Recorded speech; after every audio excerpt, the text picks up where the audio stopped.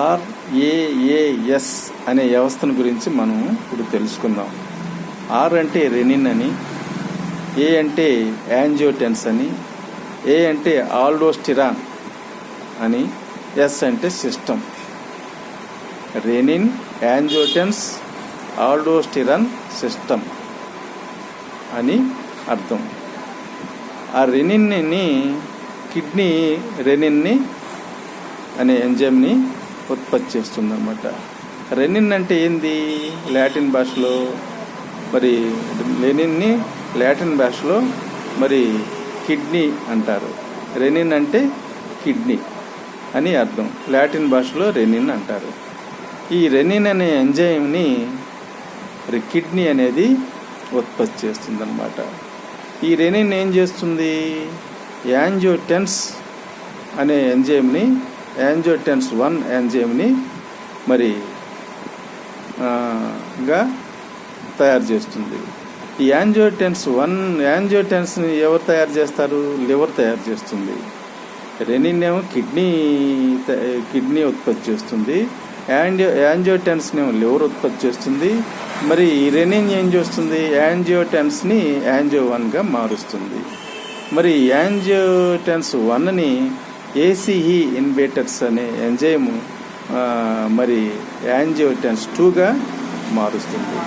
యాంజియోటెన్స్ మరి ఏసీఈ అనే ఎంజైమ్ని ఎక్కడ ఉత్పత్తి అవుతుంది? ఊపిరితిత్తుల్లో, రక్తనాళాల్లో, ఎండోథీలియంలో ఎక్కువగా ఏసీఈ మరి ఎంజైము ఉంటుందన్నమాట. ఏసీఈ ఎంజైము ఏం చేస్తుంది? కిడ్నీ రెనిన్ అనే ఎంజైమ్ ఉత్పత్తి చేస్తే, రెనిన్ ఏమో మరి యాంజియోటెన్స్ 1ని తయారు చేస్తుంది. యాంజియోటెన్స్ 1ని మరి ఏసీఈ మరి యాంజియోటెన్స్ 2గా మారుస్తుంది. యాంజియోటెన్స్ని మరి లివరు ఉత్పత్తి చేస్తుంది. ఏసీఈని మరి యాంజియోటెన్స్ 2గా మారుస్తుంది అన్నమాట.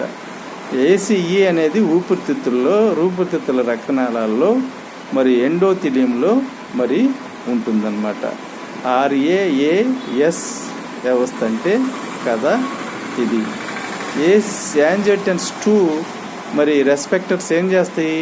రక్తనాళాలని ఇరుగ్గా చేస్తాయి. ఇరుగ్గు అయినప్పుడు ఏమైంది? రక్త ప్రసారం అనేది తక్కువ వెళ్ళి బీపీ పెరిగి హార్ట్, గుండె దెబ్బతింటానికి ఎక్కువగా అవకాశం ఉంది. అప్పుడు ఏఆర్బి ట్యాబ్లెట్స్, ఏసీ ట్యాబ్లెట్స్ వాడినట్లయితే, మరి calcium channel blockers, beta blockers వాడినట్లయితే మరి రక్తనాళాలు విశాలమై రక్త ప్రసారం బాగా పెరిగి హార్ట్ అటాక్ రాకుండా, గుండె అనేది దెబ్బతినకుండా, గుండె పెరగకుండా మరి గుండెని రక్షిస్తూ ఉంటాయి అన్నమాట ఈ ట్యాబ్లెట్స్.